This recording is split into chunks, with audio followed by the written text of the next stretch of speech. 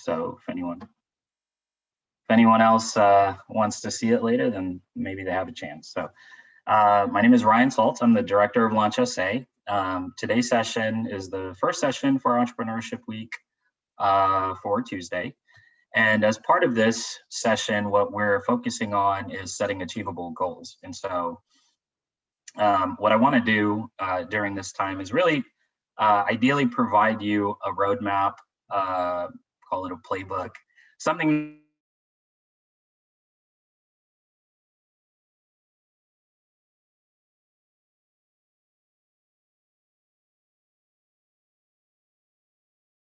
about that. I disappeared, now I'm back. So hopefully that doesn't happen again. But I want to provide you guys with an opportunity to learn some new tools that will tangibly affect your ability to achieve your goals with your business. So I'm actually curious, if you don't mind, I just want to ask if anybody's brave, just what kind of goals or what kind of big vision do you have for your business?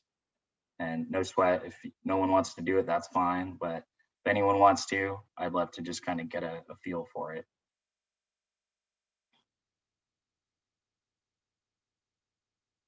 It's all good if no one wants to do it. I'm sure you have big goals.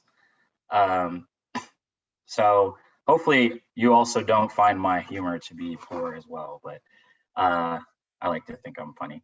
Anyway, so the information that I'll be using today, and if you have any questions at any point, feel free to unmute. You can just interrupt me, or if you want to drop them in the chat, I'll be paying attention to that, or any other thing you want to do. If you're like, hey man, this sucks, just let me know. I'm happy to figure it out. So the tools that I'm going to be using are adapted from a program that we've had for the past couple of years called the Venture Challenge. If you haven't heard of that program before, that's okay, because we put it on pause during the pandemic, just like probably everything else in everyone's life. But we developed it with a partner who really had an eye for helping people figure out how do we move forward, right? And so I'm not sure if many of y'all have heard this phrase before, but how do you eat an elephant? Or rather, it's a saying, but how do you eat an elephant? Anyone take a stab?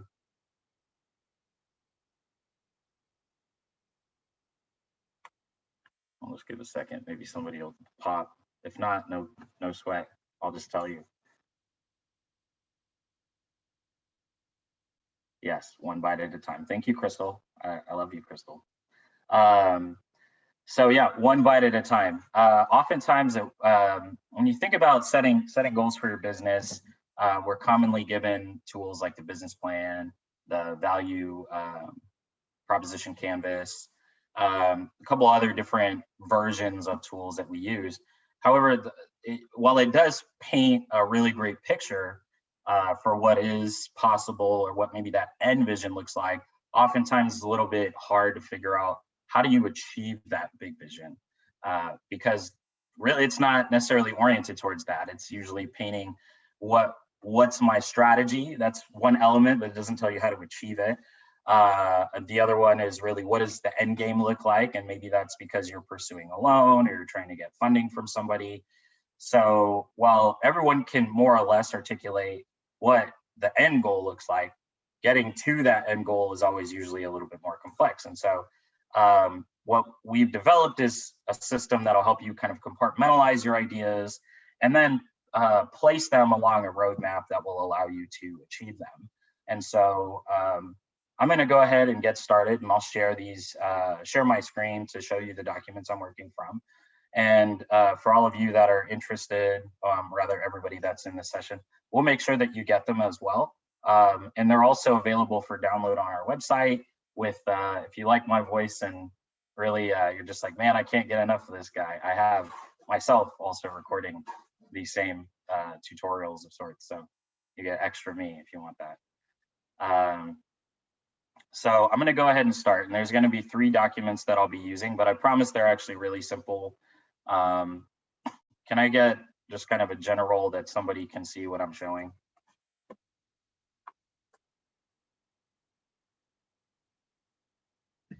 We can see it. All right, dope. Thank you. Hopefully you can read it as well. So You'll see there's actually a lot of information in this document, but I am really more of a doer. I get my hands dirty with things. Probably the guy that puts IKEA furniture together wrong, but that's okay, because I mean, I can still sit in my chair, I guess, right? Long story short, we're going to jump directly into the discussion using the tool. So the first element really that I want to work with is really understanding where we are, right? So it's important to understand if you're going to be pursuing goals, knowing where you're starting from is usually a good point in figuring out how to get to that next level. And so what we start with in this particular set of tools is something called our venture stage map. And so as you can see, it's a table. It follows 3 SKUs here: product or service development stage. I'll just make that key edit right now so no one gets confused. Oh, well, it might look ugly, but just bear with it. Yeah. So product or service development stage is one arena, so it's column 1.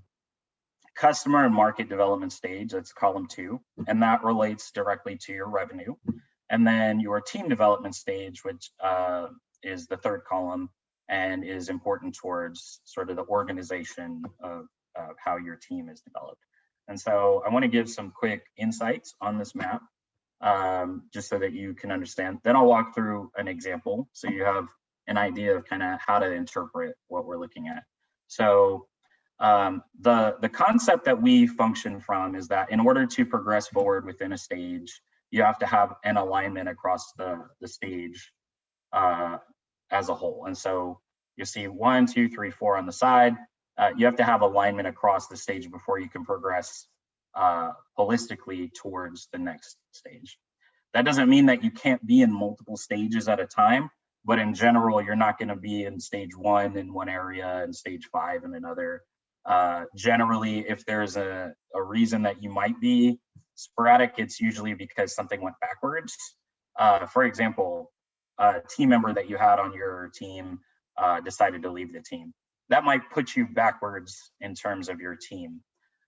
Or for example, during the pandemic, maybe there was a disruption of how you were able to get to your customer and market.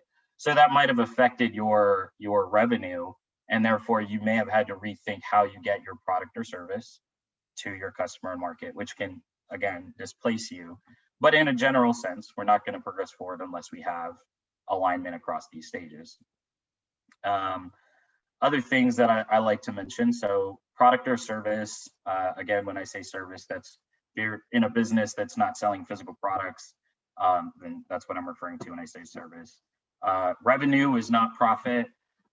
So revenue is just the generation of money. And then the customer and market, that's kind of a two-prong element, which is not only who you're selling to, but where you're selling at or how you're selling. And then the team development stage, and this one I think is the most dynamic. And I think it's really good to get a handle on what could be your team, right? So the most common version of that is, on my team, that means living, breathing people. And yeah, that's true. Some people might say it's people that you pay. That's also true in a sense, but it's also your advisors, your mentors, your stakeholders, if you have an investor or some other version of a stakeholder. It can also be, in the frame of reference, I like to say, your team is what enables you to free up your time to focus on other elements, right? So this could be, for example, if you're drop shipping products, you sell bath bombs and you're getting them to customers. It could be FedEx, it could be USPS or UPS. That could be your team in terms of getting your products to the next level. And that's versus you doing in-house delivery or pickup or any other version, right? So what are they doing there? They're alleviating a headache for you, freeing up your time to focus on other elements of your business. If you're, sign a lease somewhere or buy a specific type of machinery or equipment, and that enables you to speed up your job processes a lot quicker, then again, that's like having your team. You might not think, hey, my John Deere tractor is my teammate, but John Deere's on your team. So I just want to let you know that now. You can write that on your business plan. Probably not, but in general, that's what I would say is think about it in terms of freeing up your time, expediting a process, and alleviating a headache for you. So when you kind of think about it in that sense, it really kind of makes you think about how do I adapt myself, and what does that mean? Does that mean hiring a person? Does that mean my cousin Jim rolls up and helps me out for the weekend, putting lids on jars, or does that mean I buy a bottle, bottler, lid thing? Well, the machinery that makes it possible to adapt quicker, right? And each one of those has a varying cost, and that's sort of, you kind of think about it in terms of what you can afford and how you can do it and stuff like that. But in general, hopefully that makes some sense. Also, if you have questions and you're like, hey, slow down, like I said, just drop something in the chat, unmute, or raise your hand or anything like that. So yeah, I'll just keep going. So that gives you a general sense of kind of how to interpret this table. And when I talk about the alignment, what I'm saying is the alignment across each column. So for example, you can't have just an idea for a product or service and somehow be making a ton of money. That doesn't make a whole lot of sense, right? Unless somehow this is like you're pre-selling, but at that point you might have something a little bit more tangible than just a concept. It'd be quite interesting to hear the story of somebody that does it. It's not to say it can't be done, but on average, it's not the way that it happens. So, and so I'm going to go ahead and roll with an example, and ideally this will make sense to you.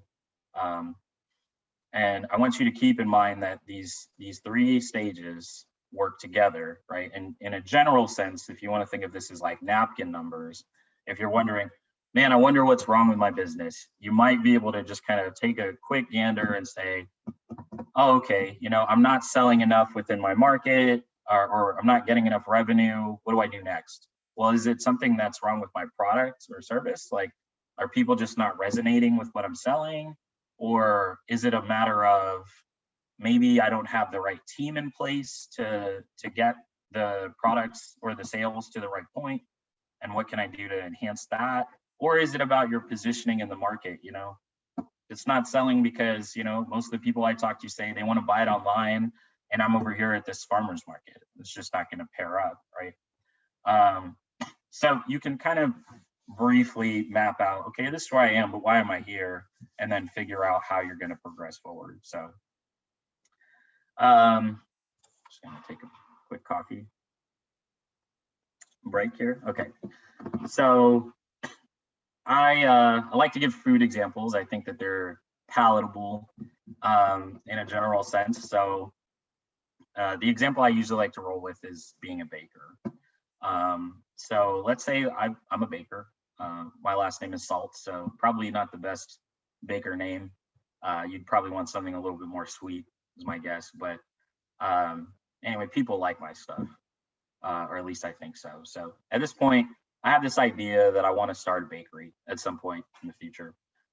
That's my idea. I have some base idea of recipes, things I think people will want based on what I've done before. But I'm not selling to anybody, really. I just believe people will pay for it. And that's that idea of potential revenue. And then at this point, it's just me. Maybe I have a few tools, but I can't say that it's much more than just me at this point.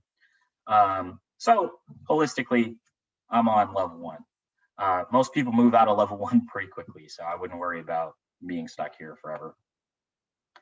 As I progress forward, right, if my end goal is this bakery, there's going to be steps to getting there. But I'm not going to paint out the steps overall or map them out. I'm just going to tell you the trajectory that I'm taking. So I decide I have some ideas. I want to see if this works. I sign up for a farmer's market, right? I'm really great baker, so I got like the most awesome muffins, cookies, cakes, whatever. At this point, I'm starting to I bake some stuff, right? I'm not at any sort of capacity to do thousands of any of this, but I'm starting to build out my baseline menu, what that looks like, what I think I have going on. Um, and because I'm signed up for this farmer's market, I have an area or an arena to test out.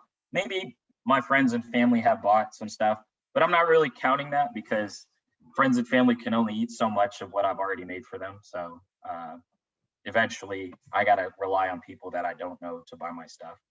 So from the design and prototype stage, I have base menu, I have a place, the farmer's market to potentially sell. And then I'm starting to get a trickle of revenue, meaning people are showing up, popping up. Hey, who are you? What is this? And they'll buy at some level. Starting to listen for feedback in a general sense, so that I can make the correct transitions on certain products. Hey, no one bought my fig cake. Apparently, that's not, people don't like that. And then but people love chocolate chip cookies, right? And then also people are asking for like a double fudge, whatever. So it's given me ideas for other products, right? So selling, basic idea. Now, in terms of my team, it's pretty much just me, but elements that I've added. So I've added a place to sell, right? So that alleviates a bit of my time in terms of trying to figure out how to sell, like word of mouth or door to door or out of my trunk or something. I mean, I don't know if you want to buy cake out of a trunk, but probably not. So it's just me. Doesn't have to be more than me, but every so often, maybe my cousin or my, sister or whatever will jump in and help if I need. As I progress forward, I start to develop that core consistency of what is selling. Some people will call that the minimum viable value, and that basically just articulates that it's sort of the base block of what works. And so I know what works in terms of products because I've kind of tested it.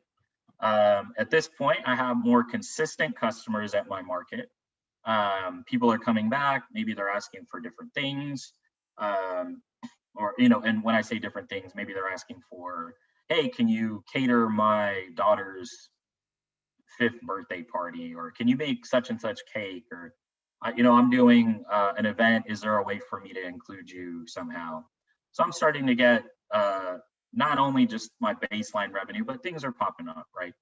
I told you at the beginning, I'm the baker, but there's only so much that I can do. And so at this point, because I'm getting such consistency and starting to look at other avenues to progress forward, whether that's other markets, whether that's selling online or trying to get into retail or any other thing, I'm starting to really actually need a team, something that's a little bit more functional.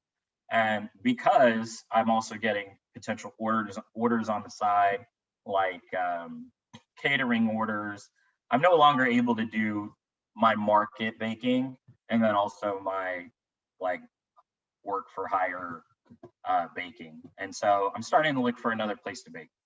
That might be a commercial kitchen. That could be I go to a rental kitchen. I might buy another oven and figure that out on my own. Handfuls of different opportunities there. But in general, for this example, I sign up to use a rental kitchen, a commercial kitchen that's on an hourly basis. And because I'm not physically able to be at 2 places at once, I have now a part-time person that'll help me with my market, and then also somebody that can help me with maybe it's taking orders or doing sampling or something like that. At this point, well, it's not full-fledged, like I have departments and stuff like that. It is starting to become somewhat more formalized. And I'm no longer doing every single thing by myself. At some point, that's just not feasible anymore. Finally, as I progress forward, I'm really doing well. I mean, people are calling me all the time. Killing it at the market. I've expanded into a few other farmers markets. I've started even selling some packaged goods in retail stores, and it's been pretty fantastic. I mean, at this point, I'm trying to figure out how I can take what I knew worked and put it into a much broader system where I can crank it out at a much higher volume. And so maybe that dictates that I need to, on my team side, go for a bigger kitchen or a bigger set of ovens, or maybe I need to hire another baker so that we can do baking all around the clock in order to increase our product availability so that we can get into more arenas. In terms of revenue, I kind of started to mention this a little earlier. People are starting to tell me like, hey, I want to buy this online. Hey, can you be in the store next to me? Or, man, I drive 45 minutes every day or every Thursday to come get this. It would be so great if you were in the HEB near my house. Oh, okay. So they're kind of telling me what they want from me in a sense, right? Now, not every set of feedback is good feedback. So it's important to understand what qualifies. And so normally I like to say, look at where the money's coming from. There's a mentor that has worked with us many times. And again, this is a food example. He was selling 2 different products at a farmer's market. One of them, everybody said verbally, man, you should go with this product. It's the best product ever. I would buy that in a heartbeat. But the second product he had was a hot sauce. And despite the fact that everyone said, I will buy this product, it's amazing, all the money went to the hot sauce, which was good. It's great. It's actually in HEB now. But the idea was there's ways that you qualify feedback. And if he had listened to the words and not the money, maybe it would be a different business, or maybe it wouldn't be a business anymore. So it's important to understand or qualify your feedback. And so I like to give this example, and we'll see. This will be my if you've fallen asleep metric here. If you have a leak, if you have a leak in your house, what's the first thing you might do to remedy this situation? You can unmute or you can put it in the chat, whatever you prefer. Don't jump at once. I had to figure out where the chat is now, actually.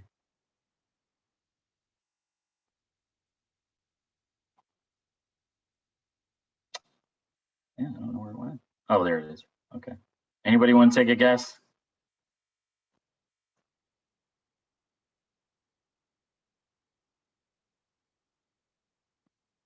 Oh, okay. That's okay. I'm not hurt. So generally, I would say you put a bucket under it if you have a leak in your house. That's at least what they do at 7-Eleven, I think. Some other places I've been to. So let's talk about the storm that's coming. So the storm that's coming, right? There's a when you're thinking about revenue, right? Let's assume that the revenue is the rain. Right now, the weatherman said potential for rain. At this point, could happen, might not. I don't know if I believe him, right? I'm a skeptic, or her, either way. But that's what they're saying. Could rain. And that's where we are in stage 1. It's this idea that it's possible it could rain. I don't know. As we progress forward, turns out there's a drizzle. It's a light rain, not really rain at this point. But yeah, I guess you could qualify that as it's raining. So that's that proof of revenue, right? It's raining. It's not torrential or anything like that, but starting to rain. So that's when you drop the bucket out, right? You wouldn't place the bucket necessarily out if it wasn't raining. You might think about, well, I might need a bucket at first.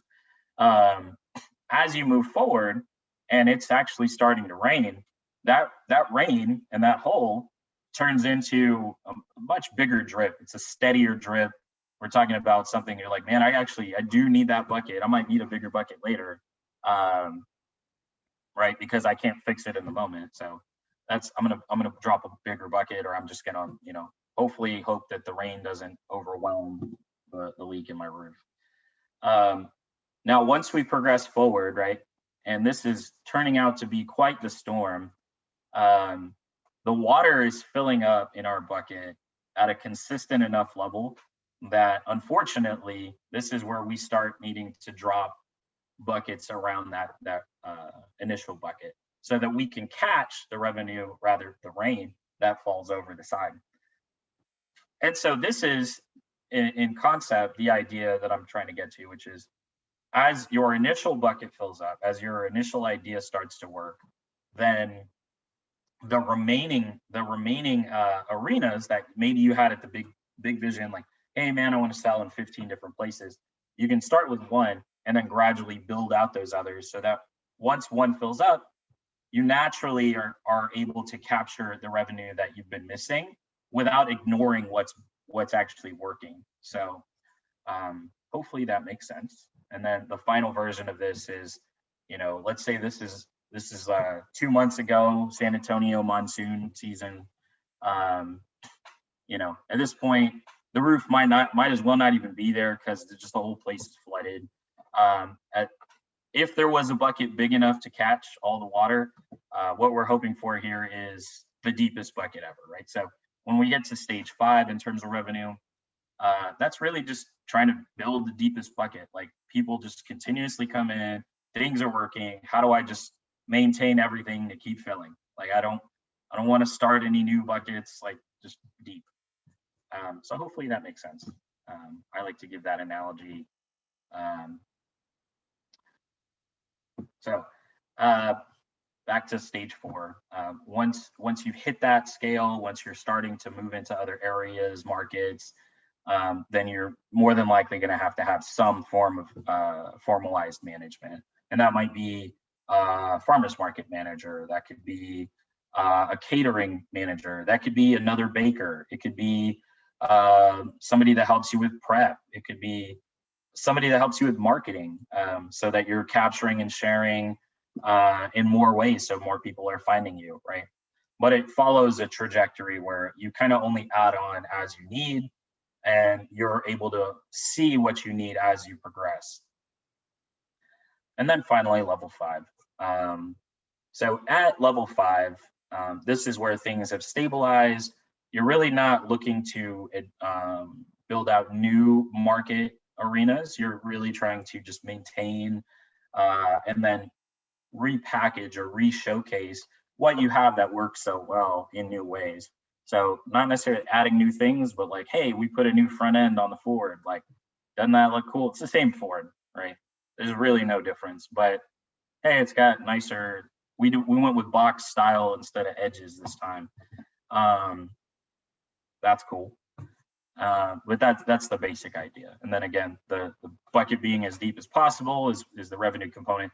And then again, from a team component, if you hit level 5, then there's the chance that you may no longer be the baker in this sense, right? And you also have to be comfortable with that. If you're no longer the creative visionary behind it, but rather you're operating within a role, are you going to be comfortable with that? Many people are uncomfortable with letting go of certain elements of their business. And so that can also limit them from progressing forward. Maybe they're not able, they don't want to have a manager because they like to have a more hands-on feel with all of their employees. How far will that take you is the next question, or how far can you go by yourself? And at some point, that's the justification or juxtaposition you might be at. But let's say level 5, that I open my bakery, right? And in some sense, each time I do something new, I'm sort of repeating the same set of stages for each new item that I do. But for a macro level view, this is kind of a way to look at it. So I'm going to stop share here before I move on. Does anyone have any questions, or does this sound like this is just trash, or I'll take anything? And it's cool if not. This just gives me more time to drink coffee. Definitely not trash. I appreciate you. Thank you. I hope you like my candor too. This is just how I am. So, all right. Well, if there are no questions, then I will move into the next two elements. And while it may seem like, you know, hey, I just spent a ton of time talking about that and like, oh God, what's next? Thank you. The other two elements are actually really straightforward, simple, and we'll actually, this is totally not the right word, tangelize, make tangible-wise. There's a word for it, but we'll make tangible how to progress forward on the goals that you set. So I'm gonna go ahead and share the next element, which I like to call the annual report. So you might be thinking to yourself, like, what is this about? Annual report, I don't have investors. Maybe I haven't even started yet, but there's importance to it all. So I'm gonna quickly narrate just a few things before I actually explain what you would be doing here. Because I want you to understand the importance of this. So what this element is essentially you taking your biggest goals for the year and writing out what they looked like within the year. And I didn't say that very well. So let me see how I would say this. This is you thinking a year in the future and saying, I achieved all of this stuff before achieving it. And you having to figure out what the biggest things of those achievements were. So I like to, this is an example I commonly give. You want to make $100,000 doing what you're doing, whatever that is. Obviously it doesn't, you don't just show up and then all of a sudden someone gives you a check at the end of the year for $100,000. It's not how it works. There are micro steps in between, but as you take a look at that big picture, if you're trying to explain the overarching goal to someone else, if you want real feedback, then you know you want to try to sell them on the most exciting thing, right? Hopefully that makes sense. Starting to doubt myself. So this statement that we're working from, simple one-page statement, it covers the three elements, the three stages that we talked about before: product or service, customer and market, team progress, and it highlights the biggest achievements within those arenas as though you've already done it, even though you haven't done it, right? And the thought here is that you are going to be presenting this set of goals or set of achievements to someone else that would care, not your mom, not your, I mean, maybe your mom, but not your grandma, not somebody that's just going to be like, oh, you know, Miho, you did so great. Like, that's not good, right? You want somebody that's going to tell you, yeah, I don't, you know, you probably could have done better, or why don't you reach higher, or like, couldn't you have done more? Or we'll tell you, man, that sounds like super ambitious. You know, I'm really surprised you put all that together, or that you did all of that in 1 year. Pretty astounding, right? So it's meant to be, in a sense, almost an accountability statement, but written from the point of the sexiest possible outcomes that you can think of, right? And then not bogged down by all the little things that got you there, right? That's probably, I'm gonna probably use analogies that'll relate to dating. Yeah, begin with the end in mind. That's the basic idea, right? How do you know where you're going if you don't know what the end looks like? So my dating analogies will come about. In terms of annual report to investors, if you want to repeat this statement, as I mentioned, I'll provide you with these copies after the session. So you're more than welcome to, they're all in Word, so you're more than welcome to edit them. But on the flip side, if you want more support, or if you need somebody to look at it or anything like that, just let us know or let me know, and I'm happy to take a look. I like to use this example part-time. It was a company that I was working on for a long time, and I might as well just, it evaporated. It doesn't exist anymore. So we'll just call it fake at this point. But I'll give you the brief of it. It was, well, I haven't seen any hands raised. If you've worked in the hospitality industry before or service-based industry before, you may have realized that your coworkers, or perhaps you at one point, didn't show up. And it may have been for no reason. And that's okay. I mean, it's not really okay if you're the owner, because you're kind of hoping people show up. But what happens when this happens? If your busser doesn't show up, or your dishwasher doesn't show up, now someone else has to do that. People are mad. People want to quit. So what do we do? Well, most people just pick up the slack, and it just becomes a really bad day. So the concept of part-time was to, the concept of this was to connect people that have the skills, which basically anybody can do these types of skills, to open shifts wherever they exist across the city. That was the baseline. So I wrote this statement as though it was the end of the year, something I'd already achieved, although I had not achieved any of it yet. So you'll see some things in here that are going to sound really amazing. I didn't do them all. Unfortunately, if you ever want to know there were reasons it didn't work out, I could explain that. But this was all my aspirational statements. So I frame it as though it's my annual report to investors, because I'm giving this to somebody that theoretically gave me money because they wanted a return, and they're the ones grading me. They're the teachers. They're the ones that are telling me, you got an A, you got a B, you got a C, or hey, I'm out, Mark Cuban style. So my introduction in this statement, this first paragraph, is essentially just me explaining what we do. Again, in theory, they would already know that, but for the sake of this task, I'm just briefly, this is what we do. And then a quick overall warm and fuzzy highlight. We called the people that we connected to the shifts part-timers. And the businesses, those were our clients or our customers. So our part-timers found enough added work to boost their annual earnings by 10% on average. And our businesses gained enough talent on demand to also increase their net earnings. So that's just the big highlights, the warm and fuzzy. Everyone made money. Yay, right? That these investors probably don't care about that. It's just nice to know. Like maybe they brag to their friends or something.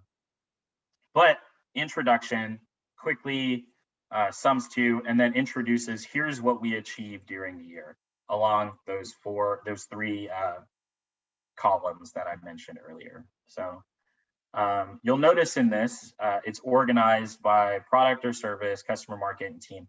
But reality is you would just organize it per whatever was most important. Because this was an app-based product, the basic layout that I was working from was, I need to build the product to get it in front of the customers. And then from there, I'll expand my team to get more customers. So that's kind of why I organized it this way. You could organize it however you want, but it follows a pattern. You'll also notice that dates are bolded, and dates, ideally, we want to get specific with. So April, October, that's a general. I mean, if you can get to like June 1st, that's cool. I like to keep it somewhat vague, but April sounds good enough. And then also milestones are bolded. So if you were to come back and read this and evaluate yourself, you'd say, okay, I did this, or I didn't do that, or how, what stopped me from doing that. So again, I mentioned my trajectory was I need to build the product to get to the customers, to expand my team and get more customers. So in April, we successfully launched the first version of the app, and then I restate what the app does.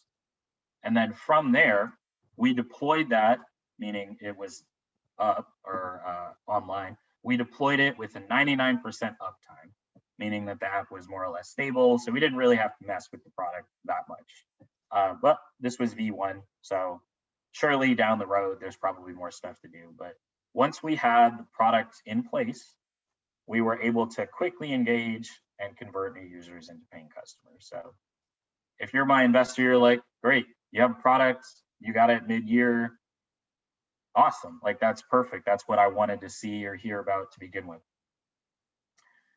But then the next question is, so then what happened, right? Our tight initial focus on the San Antonio scene helped us create a large referral community. If you've ever worked in the industry, you might notice that word of mouth travels extremely fast. And if we're talking about how to make money in the restaurant industry, if you know a place to make money, that stuff goes like viral. That's like the original virality is in the restaurant industry, probably. So our word of mouth helped actually cut our acquisition cost a ton, because we didn't have to spend a lot of time figuring out who are we going to find, how are we going to find them. We mainly targeted people that already had these jobs that might just be off that day so that they could go fill another slot somewhere else. Most people want to make money, and in this industry, it's commonly been transient, meaning people are sort of, they hop around a lot, and they like to move around, meaning not just within the city, but also geographically. They want the freedom to, you know, pick up and just go to New Orleans for the weekend. And how is that going to be paid for? Well, hey, if I can just pick up some shifts, great, I'll have extra cash to spend. So that was the concept. And we did find that that part made sense for everybody. So once we were online, we had previously started getting referrals. We had a bunch of people on the wait list. So once we started, very quickly, we had 200 workers and 50 businesses paying in our first month of operations. That's like a huge thing, right? We started, we have 200 people using it, 50 businesses paying us for it. And then being in San Antonio, there was a competition at the time called San Antonio Tech Fuel. And first place was 30,000, second place was 15,000, third place was 5,000, and I got fourth place. So I got no thousand, but I did get to stand there. That was cool. So we won that money in May. That would have actually potentially made a big difference in getting this off the ground. Didn't happen, but you know, we set that goal, and had we achieved it, may have made a difference. So 30,000 in May, we invested that money into our continued growth in the San Antonio area. And then by October, we launched in Houston, Dallas, and Austin. So you'll notice there I said Houston, Dallas, and Austin. That doesn't mean that we didn't hit up other places before that, but I'm not gonna, if you're my investor, I'm not gonna try to be like, hey, we were in Bernie, like they're gonna be like, that's great, you know. But if I'm like, hey, we're in Austin, they'll be like, oh, that's even better. Like, again, like I said, you're kind of selling the sexiness of it all. That more or less concluded the big things that I wanted to share for my customer and market. We started pretty well. We won a competition, and we launched in other markets by October. And then finally, on the team side of things, we hired our full-time salesperson in June. And then that person helped us achieve consistent growth month over month, going from 200 workers to 1,600 and 50 businesses to 400 by the end of the year. And then based on a multiple, our revenue from the work that was being done and being paid, the money being paid by the businesses, went from $5,000 a month to $50,000 a month. And you may be thinking like, oh my God, this sounds great. You're rolling in the dough. But again, revenue is not profit. So this is all the pre-expense money. So there are definitely expenses, like the businesses pay us and then we would pay the workers. So there's a lot of money in, money out. So it looks really sexy. Maybe it's sexy, I don't know. But and that biggest highlights for my team was just, we hired this salesperson. Towards the end, or in the wrap up here, I talk about, but we expect to have free cash flow, meaning that we'll actually be able to overcome our expenses and and have expendable cash in the new year. And then we're also looking at expanding beyond Texas into other cities that have a similar demographic or hospitality makeup, like New Orleans and Las Vegas.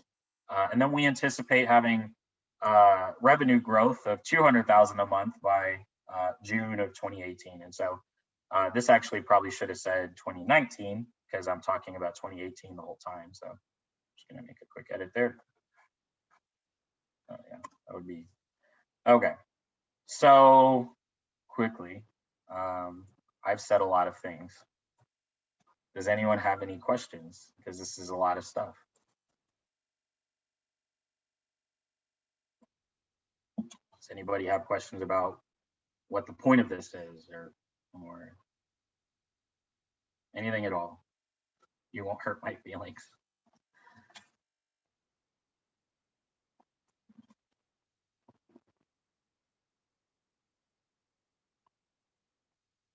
Need another second, but again, it's cool if you don't want to say anything. All right, well, I will expand a little bit more on this concept. So why, again, are we doing this? Again, accountability at first. It's also good to kind of map out not just the big vision. Like anybody could say, hey, I want to start a bakery, or I'll have a bakery by X point. But what does that include?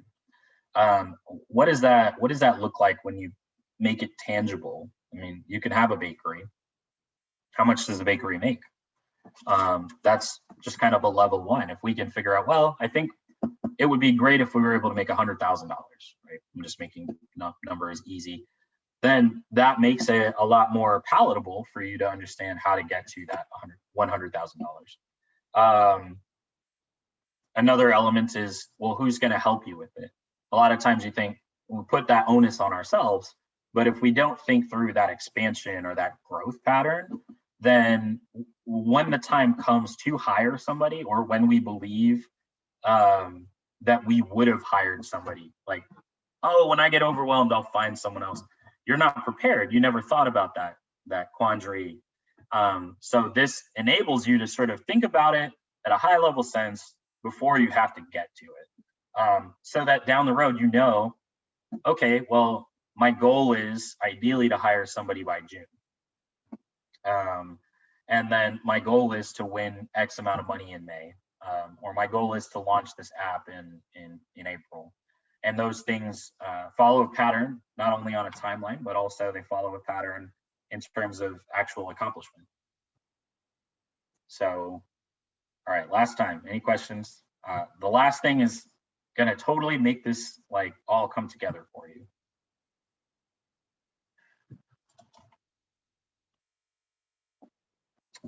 All right, no problem. So part 3, the thing that actually make everything make sense. So milestone map. And I talked about it before. How do you eat an elephant? One bite at a time. So how do we accomplish our business goals? 1 month at a time. And you'll notice that it's still blocked out for product, customer, and team. And so as part of this, we've already stated our big goals. We wrote them out in that 1-page statement. We thought about what we wanted to achieve. We said, you know, by the end of the year, 50,000 in revenue. We wanted to win 30,000 in an award. We wanted to hire somebody in June. We wanted to release the app in April. Okay, so on the document that you will get, you'll actually have January through December. BYER stands for by year end. And so, again, organized in sort of a formal way, in that it's still kind of thinking towards an investor, because the concept here is that we wanted to frame it. The end goal of this whole program was that you would pitch in front of investors to potentially win funding. And this all worked together as your statement or your due diligence for the investors to review in order to make a decision on whether or not they thought they would give you money.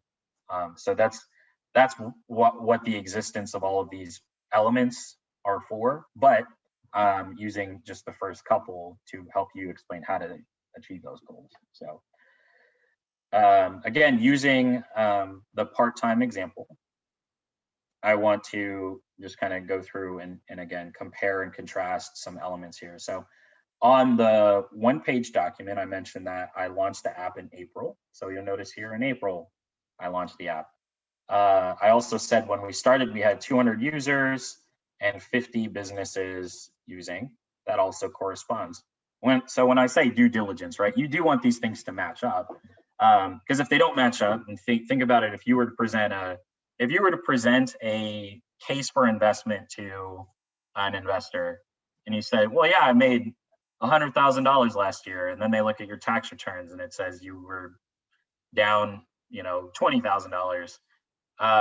Doesn't really match up. So are they going to give you money? If you were in their shoes, would you give someone money that way? Probably not.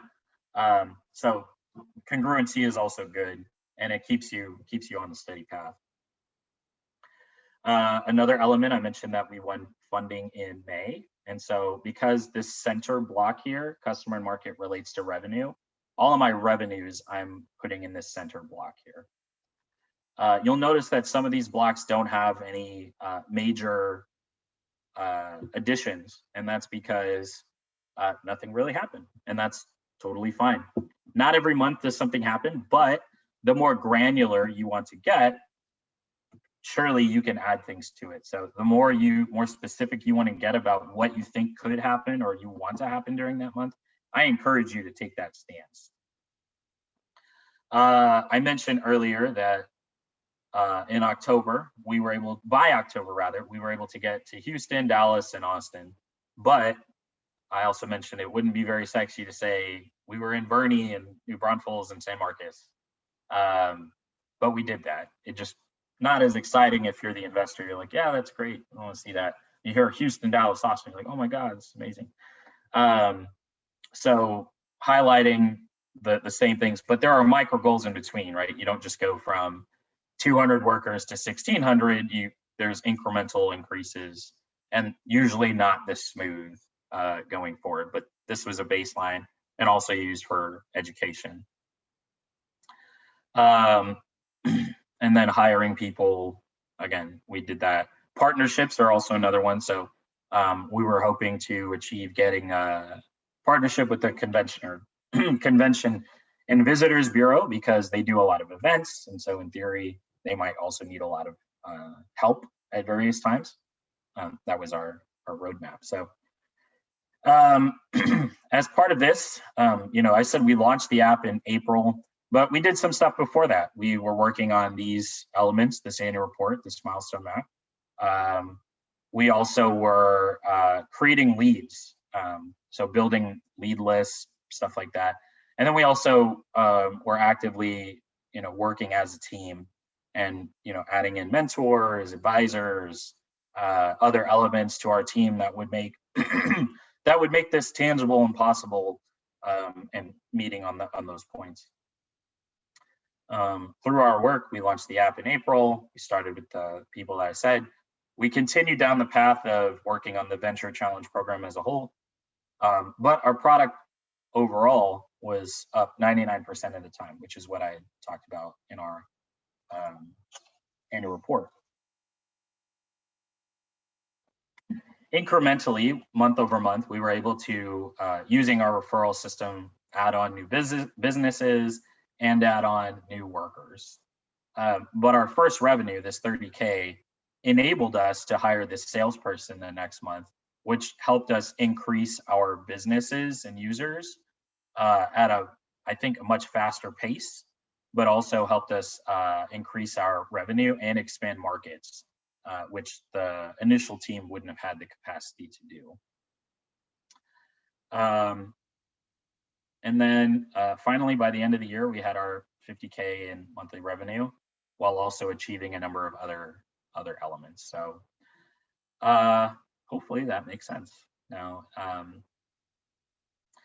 when you complete this, or after you complete it, you want to also think about writing out what elements are contingent on other elements. For example, if you're not given regulatory approval, or if you don't find future funding, all of these things are estimations because we're planning them out for a year that hasn't happened yet. But wherever you feel the contingencies are, at the end of this, you would write out, here's what here's what I'm thinking at the time. So you're not just looking at it, or someone else isn't just looking at it and saying, okay, well, this seems like the best year ever. What next? So hopefully that makes sense. So that was my, hopefully not super boring, terrible, long tail, how to achieve your goals. There's more to it, for sure. There's one that includes your monthly revenue and expenses, which you can also take a look at and I can share. And then there's a pitch deck and a video that normally would come to it if you were approaching an investor. So at this point, that was the unload that I did. So hopefully you learned something. But I'd love to kind of get your feel, your opinion, whatever you're thinking, or hey, if you're not thinking anything, that's okay too. However you'd like to interact now, I'd love to explain or give you better ideas, better tips. Just let me know. Feel free to unmute, type in the chat, whatever works best.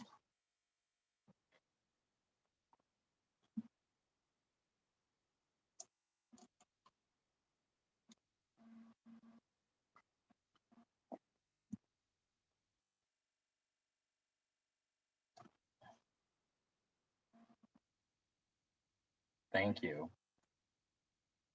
Okay, I will put my email into, well, I'll put our team email into the chat here. And if you email that, you'll be able to get all of the information from our session today.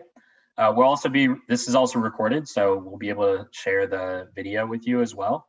And if y'all are interested in more one-to-one support for this type of goal setting or achievement, let us know. We can spend some time with you, walk through your vision, your goals, and help you kind of map that out. And again, while this was built for a competition, the people that we've seen have some of the greatest success are actually those that they didn't get the funding, but they already mapped out what their year was going to look like, and they actually saw themselves achieve far and above what they believed to achieve in review, because they'd already thought through it. They already had an idea of where they were going, and they already knew where certain elements needed to be placed within the year.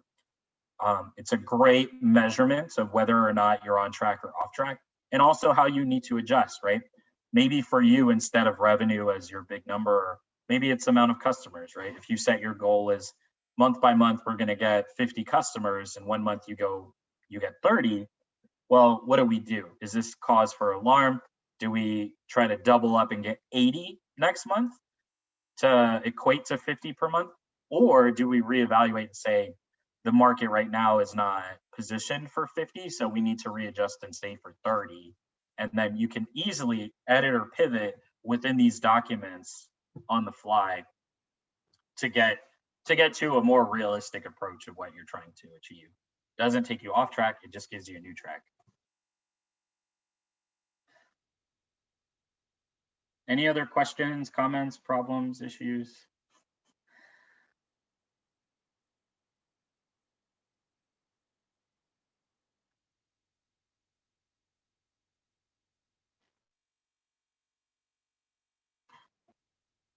Okay, well, I appreciate you all taking the time to spend with me this morning.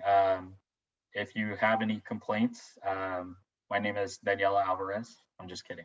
That's my counterpart. She's amazing. And my name is Ryan. I'm the director of Launch SA. If you have anything that you need, please feel free to reach out to Launch SA. We're happy to help you. Our services are free. We're here for the entrepreneurial community, providing direction, education, mentorship, and support. So thank you all once again, and I'm going to go ahead and close the session. I appreciate it.